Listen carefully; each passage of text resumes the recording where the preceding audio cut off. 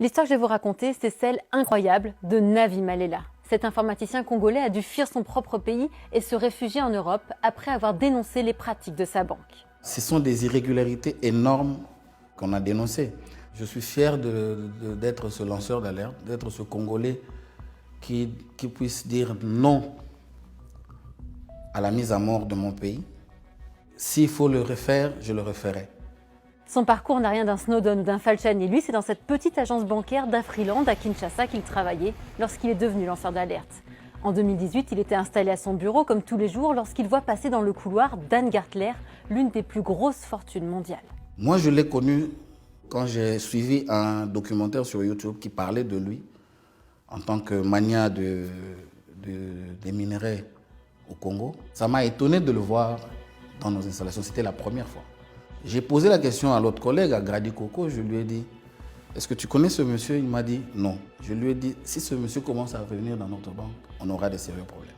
Cuivre, diamant, cobalt, c'est bien simple en RDC, rien ne lui échappe, il a bâti un empire en rachetant des permis miniers à très bas prix pour les revendre à prix d'or à des compagnies internationales comme Glencore. Comme le prouve ce document du Trésor américain, rien qu'en 2 ans, il aurait fait perdre plus d'1,36 milliard de dollars au peuple congolais. Résultat, les États-Unis l'ont placé sous sanction dès décembre 2017. Ça signifie qu'on ne peut pas travailler avec cette personne. Ça, c'est clair et net. Pourtant, quelques mois plus tard, c'est bien ce même Dan Gertler que Navi Malela a rencontré dans les couloirs d'Afriland à Kinshasa. Il constate que des millions de dollars sont déposés sur des comptes des proches de Dan Gertler. Pour contourner les sanctions, ces dollars sont convertis en euros puis réexpédiés à l'étranger. Navi Malela tente alors d'alerter sa direction, il écrit des rapports, mais rien ne se passe. Il décide alors d'agir. J'ai pris encore le risque d'envoyer les mêmes informations au vice-président du groupe. Et il m'avait promis une descente donc à Kinshasa pour une mission autour de ces informations. Mais jusqu'à mon départ du Congo, cette mission n'a jamais été effectuée.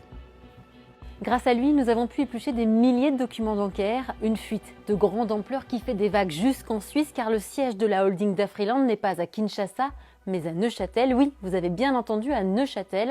Évidemment, je me suis rendue sur place, mais vous allez le voir, aucune trace de banque. Bonjour, je cherche la banque Afriland. Oui, c'est bien ici? Oui et non, mais attendez. Oui et non. Je vais poser ça. Pardon. Pas de souci. Oui. Je suis journaliste pour la RTS et je cherche la banque Afriland. Alors, en fait, ils sont pas là physiquement, en fait. Ils ont leur adresse ici. Vous redirigez le courrier, c'est juste ça que... Ok. Et vous avez entendu que cette banque, elle est soupçonnée d'avoir contourné les sanctions américaines, d'être liée à des scandales de corruption, etc.